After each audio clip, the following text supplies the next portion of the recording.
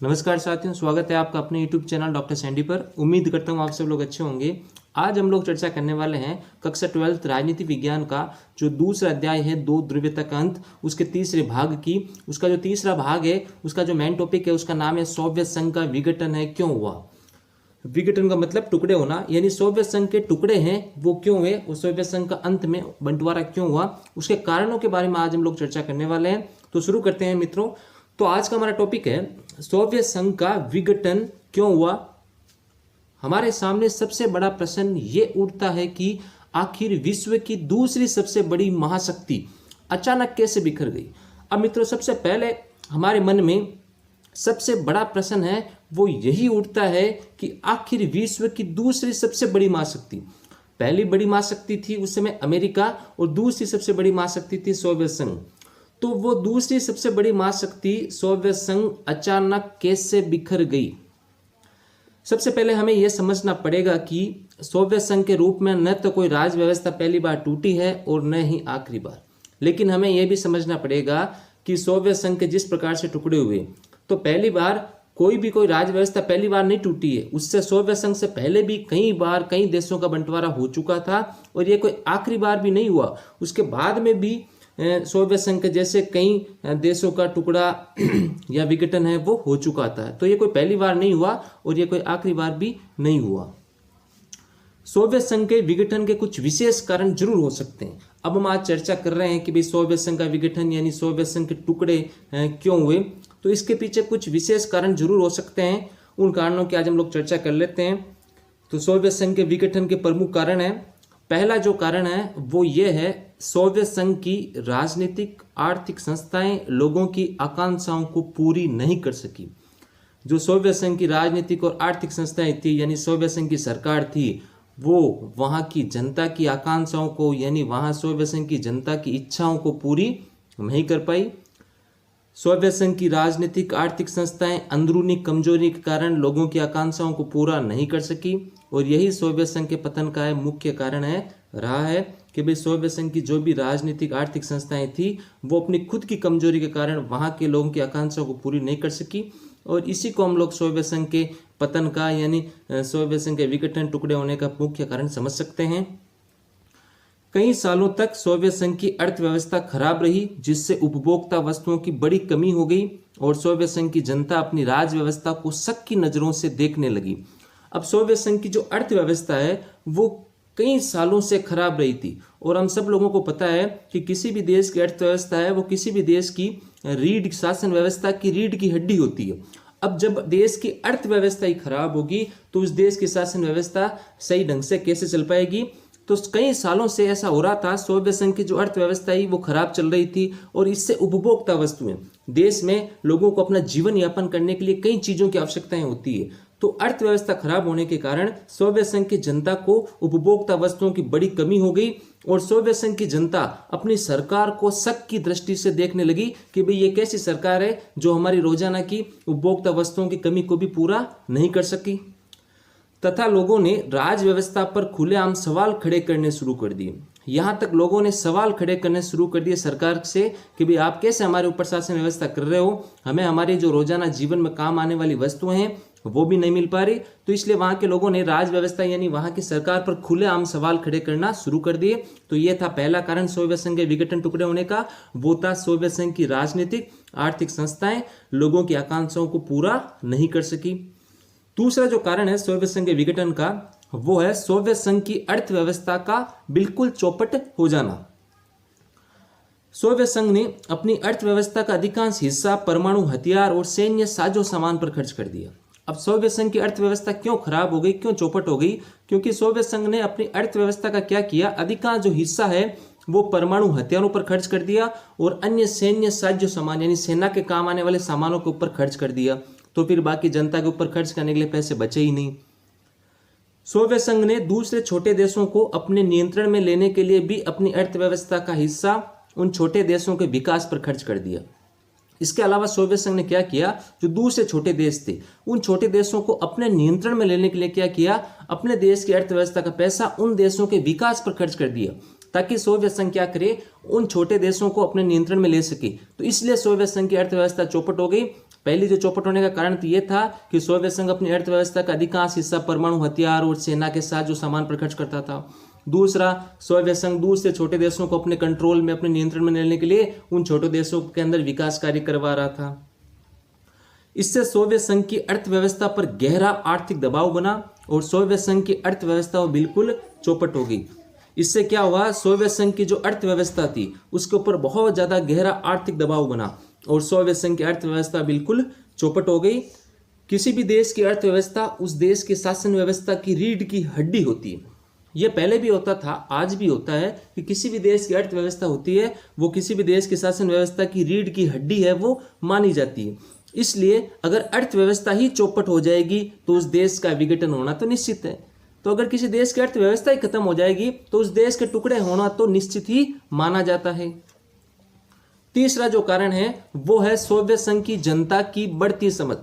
अब सोवियत संघ की जो जनता थी वो भी अपने उनकी जो समझ है वो बढ़ती जा रही थी। कैसे, वो भी हम देख लेते हैं। धीरे धीरे सोवियत संघ की जनता समझदार बनने लगी और लोगों ने देखा कि दूसरे पश्चिमी देशों में तो बहुत ज्यादा विकास हो रहा है। पहले तो क्या था कि सोवियत संघ की जनता की आंखों पर एक पट्टी बांधी हुई थी वहां की सरकार ने, और ये सोवियत संघ की जनता को कहा जा रहा था कि अपने देश में जितना विकास हो रहा है उतना दूसरे देशों में नहीं हो रहा। लेकिन क्या हुआ, धीरे धीरे सोवियत संघ की जनता समझदार बनने लगी और लोगों ने देखा कि दूसरे पश्चिमी देशों में तो बहुत ज्यादा विकास हो रहा है और हमारे देश में तो बिल्कुल विकास नहीं हो रहा। अब सोवियत संघ की जनता सोवियत संघ की शासन व्यवस्था की तुलना पश्चिमी देशों की शासन व्यवस्था से करने लगी तो जनता को पता चल गया कि पश्चिमी देश है वो सोवियत संघ से कहीं ज्यादा बेहतर है। अब धीरे धीरे सोवियत संघ की जनता ने क्या किया कि अपने देश यानी सोवियत संघ की शासन व्यवस्था की तुलना पश्चिमी देशों की शासन व्यवस्था से जनता करने लगी कि भाई हमारे देश की शासन व्यवस्था कैसी है और पश्चिमी देशों की शासन व्यवस्था कैसी है। तो जनता को पता लगा कि पश्चिमी देशों की शासन व्यवस्था है वो सोवियत संघ से तो कहीं ज्यादा बेहतर है। सोवियत संघ साम्यवादी विचारधारा का समर्थक है और जो पश्चिमी देश है वो पूंजीवादी विचारधारा के समर्थक है। ये हम सब लोगों को पता है कि सोवियत संघ के अंदर साम्यवादी विचारधारा थी और जो पश्चिमी देश थे, अमेरिका जैसे देश, वहां पर पूंजीवादी विचारधारा थी। अब सोवियत संघ की जनता को महसूस होने लगा कि साम्यवादी विचारधारा से बेहतर पूंजीवादी विचारधारा है। पहले क्या होता था, सोवियत संघ की जो सरकार है वो जनता को कहती थी कि हमारे देश में जो विचारधारा है साम्यवादी विचारधारा वो बहुत ज्यादा बेहतर है।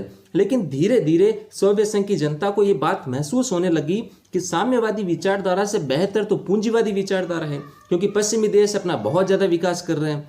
इसलिए सोवियत संघ की जनता का विश्वास अपने देश की शासन व्यवस्था से उठने लगा। इसलिए धीरे धीरे क्या हुआ कि सोवियत संघ की जो जनता थी उसका विश्वास है वो अपने देश की शासन व्यवस्था से उठने लगा। चौथा जो कारण है वो है कम्युनिस्ट पार्टी का 70 सालों तक सोवियत संघ पर शासन करना। अब कम्युनिस्ट पार्टी ने ही सोवियत संघ पर 70 सालों तक शासन किया था, और आपको पता होगा कि किसी एक ही पार्टी का किसी एक ही देश के ऊपर 70 साल तक शासन करते हैं तो वहां की जो जनता है वो उस पार्टी की उम्मीदों, वो पार्टी है उस जनता की उम्मीदों पर खरा नहीं उतर पाती। सोवियत संघ पर कम्युनिस्ट पार्टी ने 70 सालों तक शासन किया था, इसलिए यह पार्टी अब जनता के प्रति जवाबदेह नहीं रह गई थी। सोवियत संघ पर क्या हुआ था, कम्युनिस्ट पार्टी ने 70 सालों तक शासन किया, इसलिए धीरे धीरे पार्टी है वो जनता की जिम्मेदारियों से बचने लगी, यानी जनता के प्रति जवाबदेह यानी जनता के प्रति जिम्मेदार नहीं रह गई थी। क्योंकि राजनीति विज्ञान में भी कहा जाता है कि अगर कोई एक पार्टी काफी लंबे समय तक किसी एक देश के ऊपर शासन व्यवस्था करने लगती है शासन, तो वो पार्टी क्या करती है, जनता के प्रति अपनी जिम्मेदारियों को भूल जाती है, क्योंकि उसको पता है कि ये जनता कुछ करे नहीं करे हमें तो इसी देश के ऊपर शासन करना है। तो वो पार्टी क्या करती है, जनता के प्रति अपनी जिम्मेदारी को भूल जाती है। और सोवियत संघ के अंदर भी यही हुआ था, क्योंकि वहां पर भी कम्युनिस्ट पार्टी ने 70 सालों तक शासन किया था, इसलिए कम्युनिस्ट पार्टी है वो सोवियत संघ की जनता के प्रति जवाबदेह यानी जिम्मेदार नहीं रह गई थी। भ्रष्टाचार, शासन व्यवस्था को सही ढंग से नहीं चला पाना, देश की विशालता तथा शासन व्यवस्था की कमजोरियों के कारण आम जनता का जीवन मुश्किल हो गया था। अब जो कम्युनिस्ट पार्टी जो सोवियत संघ के अंदर 70 सालों से शासन कर रही थी, उस पार्टी की क्या क्या कमियां थी, भ्रष्टाचार, शासन व्यवस्था को सही ढंग से नहीं चला पाना, और देश की विशालता, क्योंकि सोवियत संघ एक बड़ा विशाल देश था, और शासन व्यवस्था की कमजोरियों के कारण जो वहां की आम जनता है उसका जीवन है बड़ा मुश्किल हो गया था। कम्युनिस्ट पार्टी के अधिकारियों को आम नागरिकों से ज्यादा विशेषाधिकार मिले हुए थे, इस कारण भी आम जनता में हीन भावना उत्पन्न हुई तथा जनता और देश की शासन व्यवस्था में जो दूरी है वो बढ़ती गई। अब जो कम्युनिस्ट पार्टी जो 70 सालों से सोवियत संघ के अंदर शासन कर रही थी, तो उस कम्युनिस्ट पार्टी के अधिकारियों को कुछ विशेष अधिकार मिलते थे जो कि जनता को नहीं मिलते थे, केवल कम्युनिस्ट पार्टी के अधिकारियों को ही मिलते थे। इसके कारण से क्या हुआ, सोवियत संघ की जो आम जनता है उस आम जनता में हीन भावना उत्पन्न हुई और इससे क्या हुआ, जनता और देश की शासन व्यवस्था में जो दूरी है वो बढ़ती गई और वहां की जनता का सोवियत संघ की शासन व्यवस्था से विश्वास है वो बिल्कुल उठ चुका था। पांचवा जो कारण है वो है मिखाइल गोर्बाचेव का जनता की उम्मीदों पर खरा नहीं उतर पाना। अब मिखाइल गोर्बाचेव जो सोवियत संघ के अंतिम राष्ट्रपति बने थे, मिखाइल गोर्बाचेव के बारे में हमने पहले भी दूसरे भाग के अंदर पढ़ रखा था कि मिखाइल गोर्बाचेव है वो सोवियत संघ के अंतिम राष्ट्रपति बने थे और इनके ऊपर एक आरोप भी लगता है और वो आरोप ये लगता है कि इन्होंने ही सोवियत संघ के टुकड़े, इन्होंने ही सोवियत संघ का विघटन है वो कराया था। तो मिखाइल गोर्बाचेव सोवियत संघ के अंतिम राष्ट्रपति बने थे और इनके ऊपर सोवियत संघ के विघटन यानी सोवियत संघ के टुकड़े का आरोप भी लगता है। मिखाइल गोर्बाचेव जब सोवियत संघ के राष्ट्रपति बने थे तो उन्होंने सोवियत संघ की अर्थव्यवस्था को सुधारने, सोवियत संघ को पश्चिमी देशों के बराबर लाने और शासन व्यवस्था में जनता की भागीदारी बढ़ाने का वादा किया था।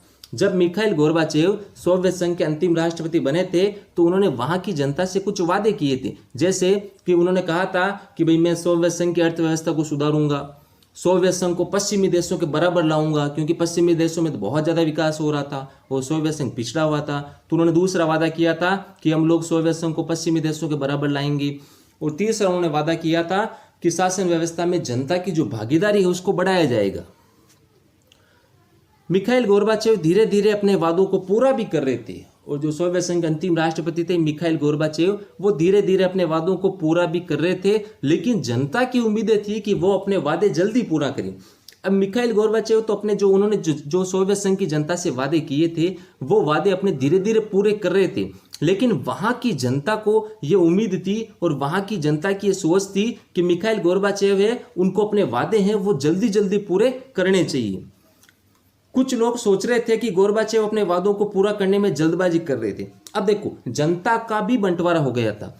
जनता में से कुछ लोग सोच रहे थे कि मिखाइल गोर्बाचेव है अपने वादों को बहुत जल्दी पूरा कर रहे हैं और कुछ लोग ये सोच रहे थे कि गोर्बाचेव अपने वादों को धीरे धीरे पूरा कर रहे हैं।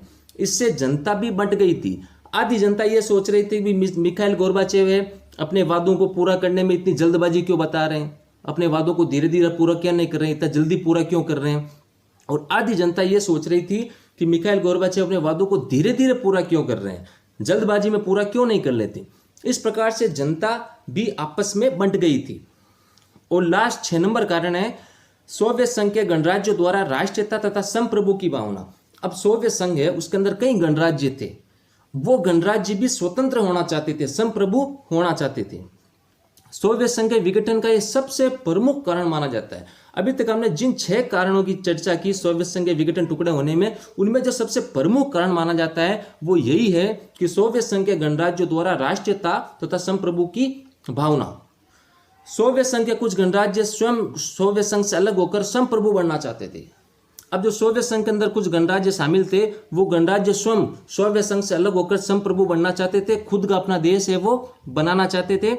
रूस, बाल्टिक, यूक्रेन तथा जॉर्जिया जैसे गणराज्य सोवियत संघ से अलग होकर संप्रभु बनना चाहते थे। अब देखो, प्रमुख जो गणराज्य अलग सोवियत संघ से अलग होना चाहते थे उनका नाम है रूस, बाल्टिक, यूक्रेन तथा जॉर्जिया। ये गणराज्य क्या चाहते थे कि हम लोग सोवियत संघ से अलग हो जाएं और खुद संप्रभु बन जाएं, खुद का एक देश बना ले। और धीरे धीरे बाकी गणराज्य भी सोवियत संघ से अलग होकर संप्रभु बनना चाहते थे। इस प्रकार से उनके देखा देखी बाकी गणराज्यों ने भी सोचा कि हम लोग भी सोवियत संघ से अलग हो जाएं और खुद को संप्रभु है वो घोषित कर दें। इस प्रकार कई कारणों से सोवियत संघ का विघटन हुआ और सोवियत संघ के विघटन में सबसे प्रमुख जो कारण है वो है सोवियत संघ के गणराज्यों द्वारा राष्ट्रीयता तथा संप्रभु की भावना को माना जाता है। तो इस प्रकार से हमने पढ़ा कि इन 6 कारणों से सोवियत संघ का विघटन हुआ, यानी सोवियत संघ के टुकड़े हुए। और उन 6 कारणों में जो सबसे प्रमुख कारण माना जाता है सोवियत संघ के विघटन टुकड़े होने का वो ये है कि सोवियत संघ के गणराज्यों तथा राष्ट्रीयता की संप्रभुता की भावना को अपना मानना, यानी हम खुद सोवियत संघ से अलग होकर अपने आप को संप्रभु घोषित कर दें, अपने आप को एक अलग देश घोषित कर दें। तो ये मित्रों अपने राजनीति विज्ञान कक्षा 12th का जो दूसरा पार्ट था 2 ध्रुवीयता का अंत, उसका एक तीसरा टॉपिक था। आने वाले समय में बहुत जल्द आपको इसका चौथा टॉपिक भी देखने को मिलेगा। तो उम्मीद करता हूँ इस वीडियो में आपको जो जानकारी मिली वो अच्छी लगी होगी। अगर अच्छी लगी हो तो हमारे इस वीडियो को लाइक और शेयर करें और हमारे इस चैनल को सब्सक्राइब करें।